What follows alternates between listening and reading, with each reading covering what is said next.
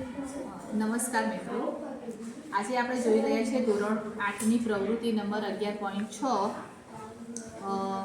વિદ્યુત પ્રવાહની રાસાયણિક અસરો। તો સૌથી પહેલાં મેં લીધેલું છે પાણી। હવે પાણીને આપણે એક કપની અંદર લઈશું। પ્લાસ્ટિકનું એક કપ છે।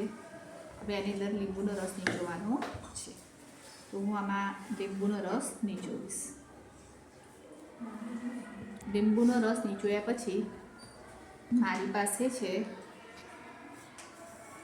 2 લોખંડની ખીલી। એ લોખંડની ખીલીનું જોડાણ મેં એક બેટરી સાથે કરેલું છે। હવે આ જે લોખંડની ખીલી છે એને પાણીમાં જરા ડૂબાડીશું અને આપણે અવલોકન કરીશું કે શું જોવા મળે છે।